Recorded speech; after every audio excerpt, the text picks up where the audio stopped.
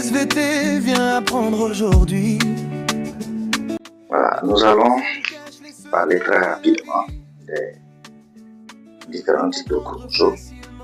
Lorsque nous prenons la première catégorie, nous avons ces chromosomes-là qu'on appelle chromosomes télocentriques. Et ces chromosomes télocentriques, on va constater que si on sépare les deux chromatides au niveau du centromère, on va constater que chaque chromatide n'a qu'un seul bras. Donc, il n'y a pas un bras de ce côté. Chaque chromatide n'a qu'un seul bras. Donc, si on divise comme ça, on va se rendre compte que c'est un seul bras, c'est un seul bras. Et habituellement, ces chromosomes sont de petite taille.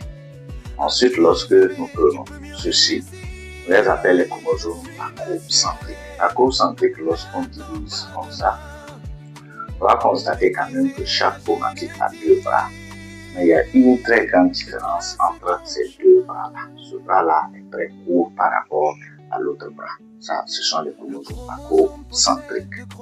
Ensuite, lorsque nous prenons les chromosomes submétacentriques, ici, si on se part toujours, on va constater que les deux bras de cette chromatide n'ont pas la même taille.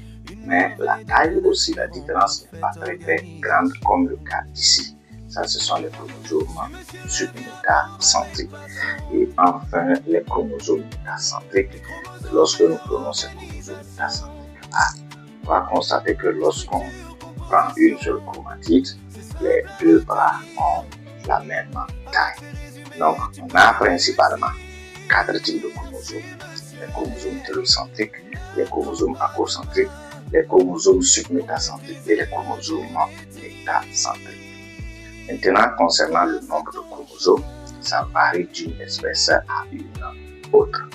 Lorsque nous prenons par exemple chez l'homme, je vais prendre deux espèces, l'homme et la drosophile, parce que génétique, on met plus l'accent sur la drosophile. L'homme aussi, il y a une particularité, il y a une partie qui parle de la génétique ou encore de l'hérédité humaine. Donc, lorsque nous prenons au niveau de l'homme, on a deux N qui est égal à 46 chromosomes. Et ces 46 chromosomes-là, en principe, on a deux N qui est égal à 44 autosomes plus X. X, si c'est chez l'homme, et chez la femme plutôt. Si c'est chez l'homme, on a deux N qui est égal à 44 autosomes plus X et Y. Ensuite, si nous prenons le cas de drosophile, on a deux N qui est égal à 8. Et là, ça veut dire que 2N est égal à 6 autosomes plus X. X, si c'est le cas de la femelle. Et ensuite, 2N qui est égal à 6 autosomes plus X, Y, si c'est un mâle. Maintenant, si c'est au niveau des cellules reproductrices, les gamètes, ça veut dire tout simplement qu'on aura N qui va nous donner ici, comment dirais-je, 23 chromosomes. Et là, ça veut dire que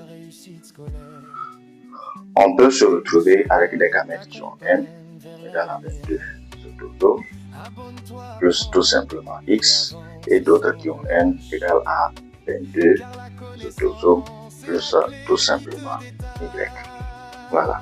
Donc ici, ça peut être au niveau de gamètes mâles, tout comme gamètes femelles, mais ici strictement au niveau des gamètes mâles qu'on rencontre ça. Et pour la drosophile, on a ici en principe N qui est égal à 4 pour les cellules reproductrices, ou encore N qui est égal à 3 autosomes plus X, ou encore N égal à 3 autosomes plus Y. Donc voilà ce qu'on va retenir sur les différents types de chromosomes et le nombre de chromosomes. Donc le nombre de chromosomes varie d'une espèce à une autre. Merci pour votre attention.